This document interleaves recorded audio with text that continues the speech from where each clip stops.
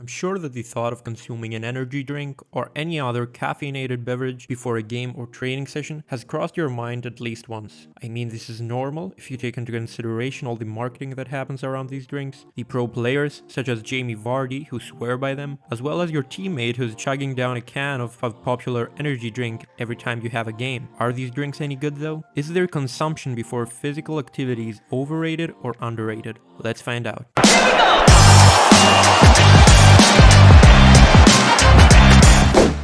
So let's cut right into the chase. I believe that energy drinks and all sorts of caffeinated beverages are massively overrated in the sports performance industry, at least if you compare them to a finely tuned preparation strategy that any player can use. Now, I totally get why players consume energy drinks or coffee before a game or training, and I'm fully aware of all the ergogenic effects caffeine consumption can have on physical and mental performance, but it really hurts me to see footballers trying to cover up their bad sleep, nutrition, training, and life habits just before a game due to the false perception that a black coffee or an energy drink can give them that boost they didn't get from their preparation. Don't take me wrong though, I think that if you're a healthy adult with no issues that might get influenced by any of the ingredients inside an energy drink or a coffee, you may consider a caffeine supplementation strategy 30 minutes to an hour before kickoff that is under 400 milligrams and preferably around the 150 to 200 milligram range, which is actually widely suggested amongst the literature on sports performance and caffeine. And hey, if you want, we could even make a video on this topic explaining how you can lay out a caffeine strategy for game day. Just let me know in the comments if you'd like that, and I'll put it as a priority. So the real problem I'm seeing is athletes, especially young ones, getting easily influenced by pro players and energy drink brands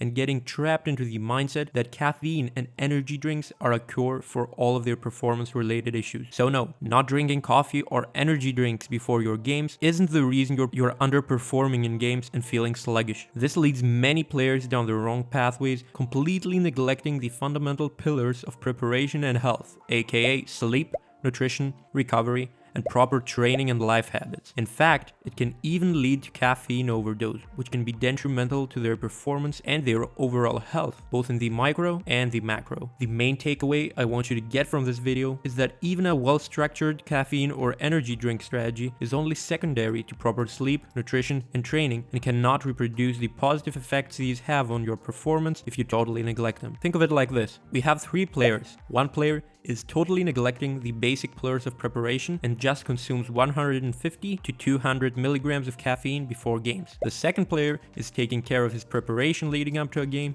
and the third player is doing both. Who is going to get the most bang for their buck? I'm sure you guessed that right. Either player 2 or 3, depending on how their system deals with caffeine. You see, even if player 1 feels energetic and alert because of the stimulating effects of caffeine, doesn't mean that he is maximizing his performance potential for the sole reason that he is not aware of how the alternative options he had would impact his performance. His perception of peak performance is at a much lower standard compared to the other two players who are always taking care of their preparation leading up to a game and don't solely rely on caffeine boosts. So stop arguing that your body functions that way and always ask yourself about the alternative options you have. Just because you can get away with bad eating, sleep, training, or life habits doesn't mean you have reached your fullest potential. You've got more to give. Stop BSing yourself and start taking care of how you prepare for a game. Now, let's go over some facts in terms of your game day prep.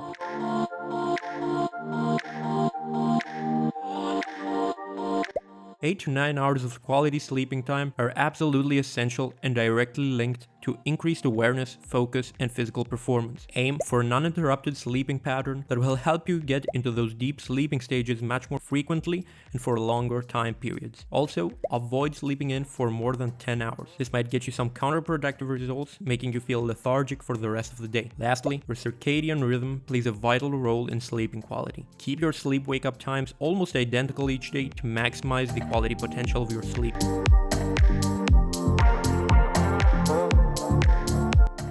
You shall also consider some nutritional strategies and principles that will boost your performance. Following a well-balanced diet that includes all of the macro and micronutrients at their suggested intakes can be key to recovering effectively after training or games, as well as lasting longer on the pitch. Another really effective nutritional strategy you won't regret using is called carb loading. Think of your body as a car and glycogen as the fuel. As you may know, Glycogen, which is the byproduct of carbohydrate breakdown, is a footballer's primary source of energy. Carb loading basically is a progressive increase of your carbohydrate intake the closer you get to kickoff. This is done to load and fill up the glycogen stores of your skeletal muscle and your liver. We couldn't forget to mention the importance of having a half-time nutritional strategy. Taking advantage of those 15 minutes to replenish some of those nutrients and fluids you've lost is key to maximizing your performance in the second half.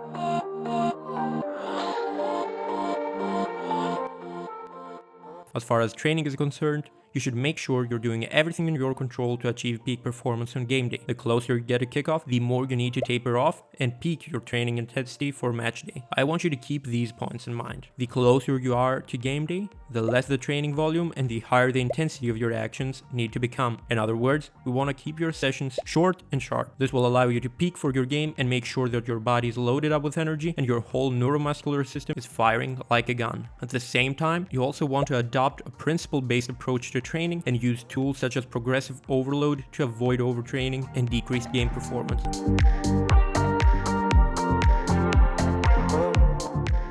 Another thing that will help you prime your body for the game is recovery. Please do not neglect the basic pillars of recovery to make sure you're properly prepared and ready to compete on game day. You can click on the top right corner, watch our video on football recovery, and learn everything you need to know about the topic. To wrap up this video, guys, energy drinks and coffee are overrated amongst footballers. You don't need to stop using them strategically, but I definitely want you to rethink your game day prep and stop relying on them. Take care of all the fundamentals. You won't have to search for pre-game quick fixes. I just don't want you to rely on them and view them as a quick fix for all of your performance related issues. If you end up using them, however, make sure you're doing it in the right way and you're first checking up with your doctor to get their permission. If you want, I might as well make a video on how you can lay out a strategy for your caffeine intake on game days. Just let me know in the comments and I will take care of the rest. Have a good one.